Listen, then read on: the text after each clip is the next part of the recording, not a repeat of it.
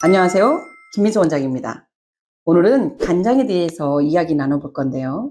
우리가 마트에 가서 간장을 고르려고 라벨을 봤더니 국간장, 진간장, 맛간장, 계란에 뿌려 먹는 간장, 회에 넣는 간장 이렇게 먹는 용도에 따라서 많이 나눠놨어요. 이 라벨은 어떤 음식을 어떤 간장에 사용했을 때 더 맛있게 먹을 수 있는지 회사에서 임의대로 정해놓은 거예요.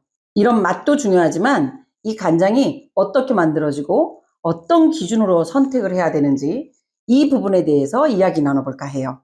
간장을 어떻게 만드는지 여러분들은 다 알고 계시죠?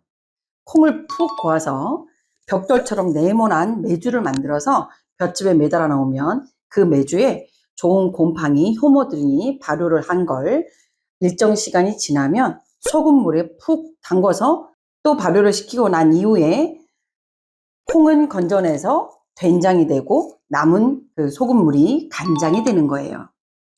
그럼 이 간장 안에 콩이 발효된 아미노산이 녹여져 있겠죠? 콩은 단백질로 구성되어 있잖아요. 근데 이 단백질이 펩타이드라든가 아미노산 수준으로 많이 분해됐을 때 감칠맛을 느끼게 하기 위해서 먹는 것이 간장이에요. 그리고 이렇게 메주로 만든 전통적인 방식을 한식간장이라고 불러요. 이 한식간장은 굉장한 시간이 필요하겠죠. 보통 1년 정도 소금물에 메주를 넣어서 만든 것을 핵간장이라고 부르고요. 그 이상 되면 좀 더 진해지고 수분은 더 날아가기 때문에 색깔도 진해지고 맛도 진해질 거예요. 그걸 보통 진간장이라고 부르지만 요즘의 진간장은 그렇게 오래 묵힌 진간장을 얘기한 게 아니라 조금은 진한 맛이다. 이것을 진간장으로 이야기하기도 합니다. 그런데 이런 한식간장은 대량 생산해서 판매하기는 쉽지 않겠죠. 공장에서 몇 년 동안 묵혀야 하니까요. 생산성도 떨어질 거예요. 그래서 나온 것이 양조간장이에요. 콩이 잘 발효될 수 있도록 적절한 기술과 환경 그리고 미생물을 통제할 수 있는 것이 양조간장인데 이 양조간장의 재료는 콩뿐만 아니라 밀, 보리, 쌀 등을 이용해서 발효가 조금 더 잘 되게끔 하는 것이 양조간장입니다. 조금 알기 쉽게 말하면 한식간장은 우리의 전통 방식으로 하는 것이 한식간장, 공장에서 만든 것이 양조간장입니다. 발효될 때의 미생물과 미생물을 통제할 수 있는 기술을 가지고 있는 양조간장이라 하더라도 이 또한 적절한 시간이 필요합니다. 그러면 바로 콩을 분해할 수 있는 방법은 뭘까? 라고 나오는 것이 3분의 간장이라고 하는데요. 이 3분의 간장은 콩에다가 염산을 넣고 또 찌기도 해서 콩 안에 아미노산과 펩타이드를 단시간에 흐트러뜨리는 방법이 3분의 간장입니다. 이 3분의 간장은 단시간에 콩의 단백질을 분해할 수 있기 때문에 대량 생산이 가능해진 거죠. 근데 우리가 이런 간장을 먹는 이유는 혹시 알고 계세요? 예로부터 우리가 영양소는 탄수화물, 단백질, 지방이 필요한 건 모든 분들이 알고 계시죠? 탄수화물에서는 우리 미각에서 느낄 때는 단맛이 느껴진다고 해요. 근데 단백질에서는 감칠맛이 느껴진대요. 그러면 감칠맛이 어느 정도 나타나는지를 측정하고 싶어요. 이게 맛있는지 안 맛있는지. 그거는 이 라벨 뒤쪽에 보면 TN 지수를 보면 알 수가 있습니다. TN 지수라는 건 토탈 나이트로젠의 약자인데 콩단백질을 아미노산 수준으로 분해됐을 때 감칠맛이 많이 나온다고 했잖아요. 아미노산 안에 이 질소가 포함되어 있습니다. 그러면 이 질소의 양을 측정했을 때 아미노산이 많이 분해됐는지 안 분해됐는지를 간접적으로 측정할 수 있는 거죠. 그래서 TN 지수가 높을수록 감칠맛이 많이 나는 겁니다. 그런데 여기서 또 의문점이 있습니다.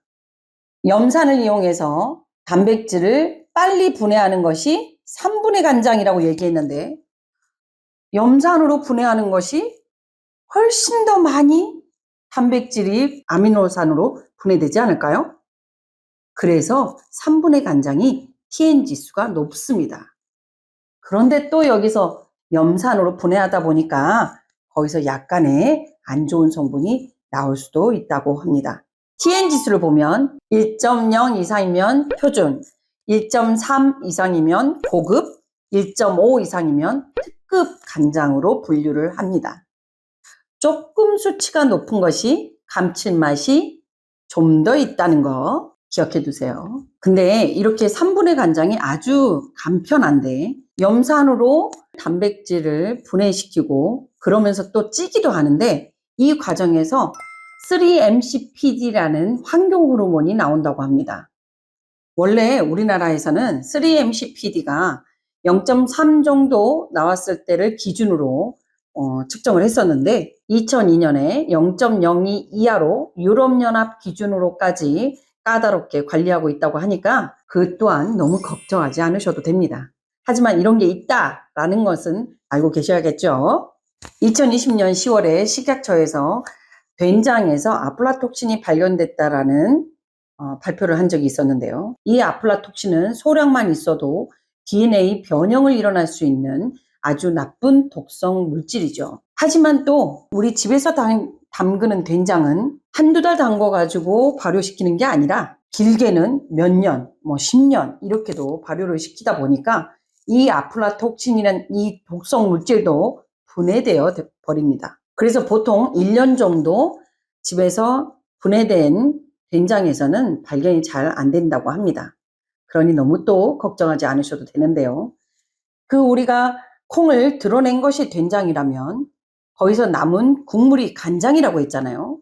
마찬가지로 핵간장에는 이 아플라톡신이 있을 수 있겠지만 1년 이상 발효된 거에는 아플라톡신이 있지 않으니 너무 걱정하지 않으셔도 되고 시중에 판매하고 있는 이러한 간장 이런 것들은 미생물을 통제한 공장에서 만들기 때문에 크게 그런 독성을 고민할 필요는 없을 것 같습니다. 우리 이제 구체적으로 라벨지를 보면서 이야기 나눠볼까요? 자, 간장이 어떻게 만들어졌는지 한식간장, 양조간장, 3분의 간장 이것을 알았으면 이제 우리는 라벨지를 보면 볼 수 있는 정도의 수준이 됐습니다. 자, 라벨지를 볼까요? 여기 한식간장 보이시죠? 우리가 아까 배웠던 한식간장 TN지수 보이시나요? 여기 TN지수에는 1.2로 되어 있네요. 그러면 감칠맛이 중간 정도이겠다 대략 생각할 수 있겠어요. 여기는 대두 외국산으로 되어 있군요. 그리고 천일염, 주정 이 정도 되어 있어요. 그러면 원재료명 그리고 어떻게 만들었겠군. 그리고 이거는 TN지수가 어느 정도군 대강 우리가 라벨지를 읽을 정도의 수준이 되었습니다. 두 번째 볼까요? 여기는 양조간장이라고 되어 있네요. 아까는 한식간장 직접 메주를 소금물에 담궈서 발효시킨 것. 이거는 양조간장 미생물과 콩 또는 다른 것들을 이용해서 공장에서 만든 것. TN지수가 1.5 이상이군요. 감칠맛이 아주 좋겠어요. 그리고 원재료명을 보면 대두, 국산, 소맥, 여기 밀가루를 넣었군요. 천일염 이렇게 되어 있다고 써 있습니다. 우리 이제 또 나머지 한번 볼까요? 세 번째, 혼합간장이라고 되어 있어요. 이 혼합간장은 우리가 배운 3분의 간장에다가 플러스 양조간장을 할 때, 3분의 간장에 한식간장을 더할 때, 즉 3분의 간장만이 아닌 다른 천연 간장들을 합한 것을 혼합간장이라고 부릅니다. 자, 혼합간장 보실까요?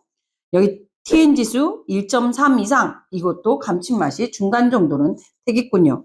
양조간장이 30%, 3분의 간장이 70%인 혼합간장이라고 써 있군요. 여기에 원재료명을 보면 탈지 대두, 외국산, 그 다음에 소맥, 기타 과당 이렇게 여러 가지가 되어 있습니다.